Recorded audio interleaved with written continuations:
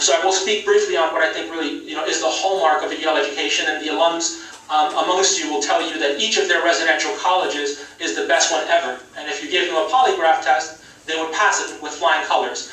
So the way that the undergraduate experience works at Yale is that all of the 5,300 undergraduate students who are the center of the campus, both physically and philosophically, they're the largest community on campus. There are only 6,000 graduate students spread out among the 13 graduate professional schools. So they're the largest community.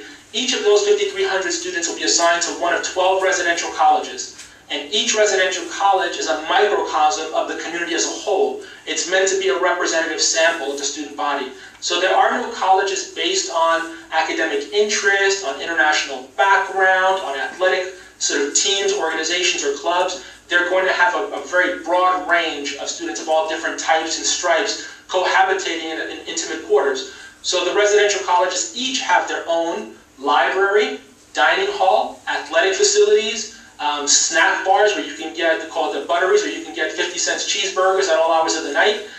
They all have courtyards and amazing space. They have faculty who live there amongst undergraduate students called masters and deans. And they live with their families in the college, often taking their meals in the dining halls, going to undergraduate events that include theater performances and a cappella performances, athletic contributions.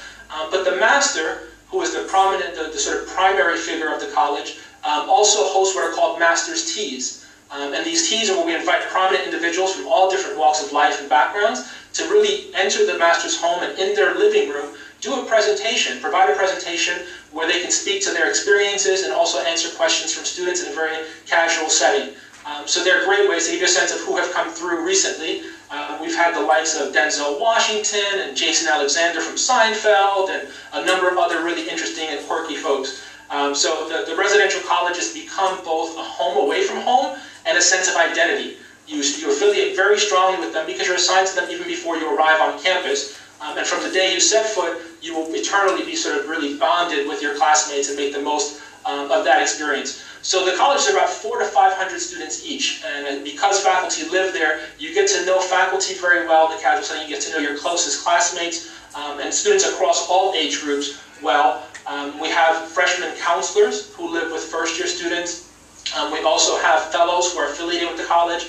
So the number of resources and support systems at Yale are extensive. It really is a place that is incredibly dynamic and committed to the welfare and the livelihood of undergraduate students. Students are at the core. They drive the experience. If you ask any graduate student, they will certainly tell you that. Make no qualms about it. Yaleys are known for working very hard and for being very bright, but they're also known for playing hard and having good fun as well.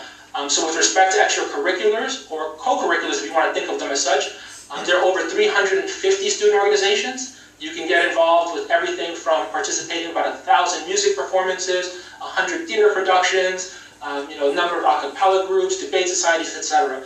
So I'll leave it to Moshe to really paint a more sort of comprehensive picture of the dynamic student life. And I know that he'll do that quite effectively. I want to talk lastly, before opening the floor to your questions, about admission and financial aid.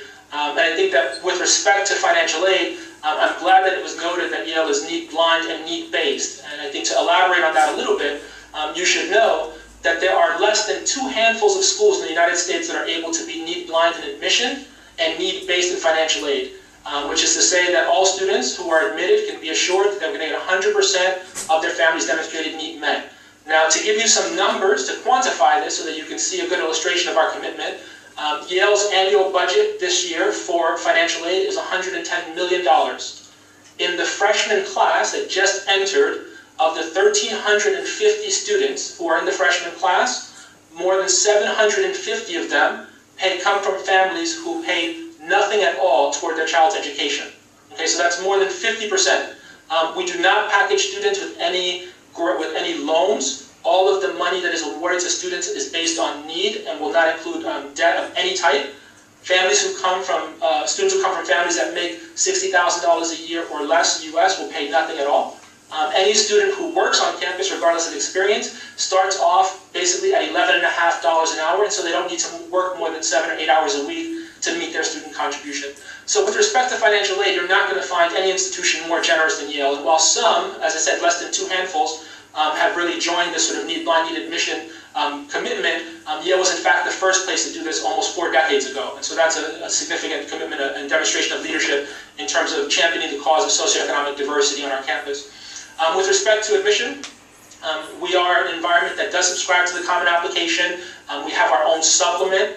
There's certainly critical components of both of those, essays not being the least of them. Because we get so many more talented and capable students than we have spaces in the class, we pay particular attention not only to academic credentials and qualifications, but also to personal qualities and to the students' abilities to contribute to the life of the school and to really take advantage of the amazing resources that we have on offer. And one of the ways that we're able to gauge that is by reading your essays, which are in your own voice, in your own words, and sharing information that you want the reader and the committee to be aware of, and reading the interviews, which are also a part of the process. And so we try to have every applicant interviewed with an alum, and that write-up, the evaluation of that interview will become a formal part of the record. We'll consider it alongside all the other pieces of the puzzle. I know that one of the challenges for Israeli students is often getting teacher recommendations because of their required military service. So I think it's important to note here that the best advocates for you are the best people to write on your behalf, whether they're former teachers or former commanding officers or principals or other individuals who know you in an academic capacity as well as in a social capacity.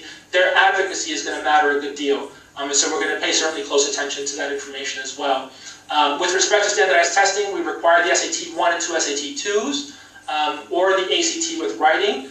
If you do the SATs, we want to see all of the results. The TOEFL is highly recommended for students for whom English is not their first language, or if you've done your studies, particularly in Hebrew primarily, you'll certainly want to take the TOEFL and submit that for our consideration. But with respect to the SAT subject test, you're not applying to the Department of Engineering or the Department of Economics or nursing or any other area. You would be applying to Yale College as a whole, and so you have the freedom to pick which department you're applying to, or rather to apply to the college as a whole. So you don't need to specify the SAT subject test. You can take whichever ones you're most comfortable with. So